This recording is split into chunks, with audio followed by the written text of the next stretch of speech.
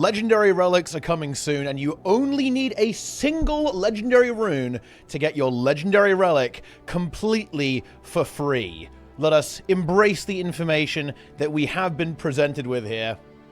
And what's going on with these legendary relics? So, first up, next update, of course, is coming pretty soon. I'm not gonna lie, the Wizard's Vault is kind of leaking when it's going to be happening. We tab into the game here. 33 days left on the Wizard's Vault special tab, and that actually last time gave us the exact date of the first update, so it seems reasonable to assume that unless they actually accelerate it for whatever reason, that is when our legendary relics are coming into the mix, alongside the next major update for Secrets of the Obscure, but more on that a little bit later. What is a legendary relic? We already know what that is. It's just like a legendary rune or a sigil. You can pick any relic effect you want, and I can finally stop carrying around 50 different relics on my inventory. It has made the game literally unplayable, so it's going to be good to get my hand on one of these things. And actually, this is quite nice actually too. We kind of talked about this at the start, but yeah, the compensation for legendary rune owners, they were originally talking about kind of having it like, oh, maybe you'll get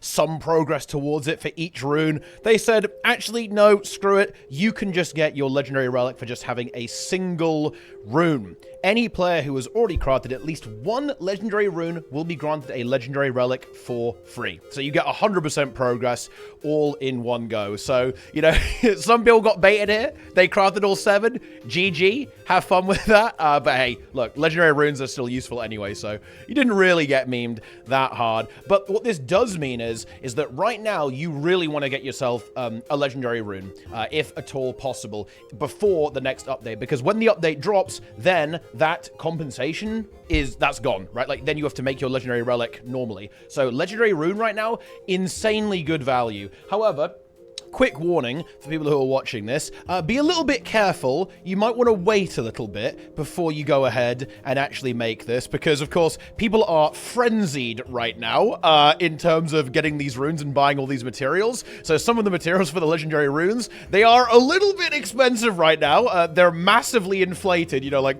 multiple times what they are normally worth. So probably chill out until the price has gone down a little bit. So a little word of warning there. But yeah, I'd highly recommend getting yourself a legendary rune.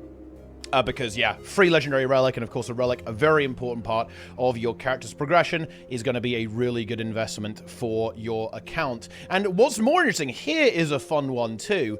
So ArenaNet want to actually use legendary relics, and just the relic system in general, as a progression system. Basically vertical progression light. This is actually not super surprising to me, to be perfectly honest with you, because the game doesn't have vertical progression, but people kind of like it. They like the idea of, oh, I'm going to get more powerful. They tried to do this with masteries a little bit, because ultimately masteries are basically vertical progression with extra steps, kind of.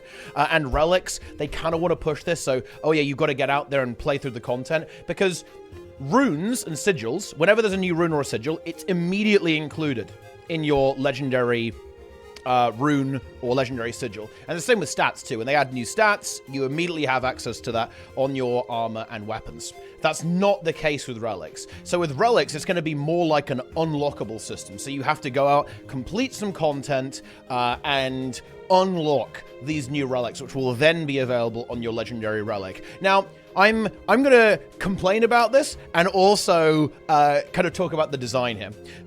In terms of design, I actually do think this is probably a little bit better, because it encourages the player to actually go out into the world and, you know, go and do some content and stuff like that to unlock that. Adds a bit more of a storytelling element to it. However, I will say this is annoying, because sometimes, you know, you're going to have to do some content that you don't necessarily want to do, right? You're going to have to go do some really boring story achievement or whatever to get your Omega Bis relic. So mild inconvenience there, I guess, which we're not used to here in Guild Wars 2. You know, like, I don't play this game to play the game. Okay, I play this game to access relics in a drop-down menu. Okay, that's all I do it for. Magical future me with an important clarification on unlocking future relics.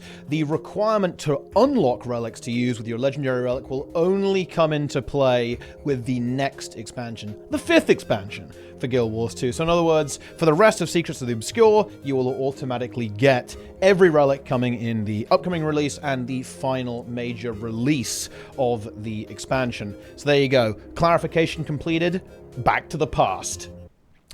So yeah, you're going to have to go out and do that. So very interesting. And yeah, I think this is a big part of what ArenaNet actually want to do going forward in their expansions. I'd expect to see more systems that are like this, that are basically vertical progression light. And the reason I say this is, well, Relics in general were vertical progression light, right? They just added a new piece of gear that you have to obtain, and they want to keep that going with this so that players have a reason to kind of engage with some of the content and so on. I'm very curious to see like where they take this, with how they kind of iterate on the mastery system, like if they add any additional systems to the game, how they handle stuff like new skills and like combat system unlocks in the future. I'd almost expect to see them go in a slightly more progression-oriented direction there as well, because of course they want retention, right? They want players to log in, they want players to play. So a slight adjustment in direction from the philosophy of Guild Wars 2, which is interesting, actually. It's very interesting, and you know, changing it this late in the day is pretty spicy. I'm curious what players are actually going to make of this. That is for sure, indeed. But yeah, that is basically the news for this one. It's, you know, we'll keep it short and sweet. We don't need to ramble on and on and on. Legendary Relics, very cool stuff. Would have been nice to have these on launch, to be honest, because, you know, I want full Legendary. Not having purple in every hole is a terrible, terrible thing indeed. And now we get it for free as well. Boom. We also get these striking images of this Azura and someone bashing in a Cryptis. I mean, very exciting stuff. Very exciting stuff. But yeah, big content release coming soon. There will be some more news on that as well. Probably like what kind of relics are going to be involved, and, you know, like what these bonuses are going to be. And of course, the actual content itself. Very exciting times indeed, my friends. Very exciting times over here as well. You know, there's nothing on the screen here. Don't look at it. But anyway, that's going to be about it. Let me know what you think about Legendary Relics, okay? Are you going to get your Legendary Rune? Are we all going to get our Legendary Runes? I've got no idea, guys. You know, I really, really don't know. But anyway, let me know what you think. Thanks for watching, gamers, and I'll see you next time.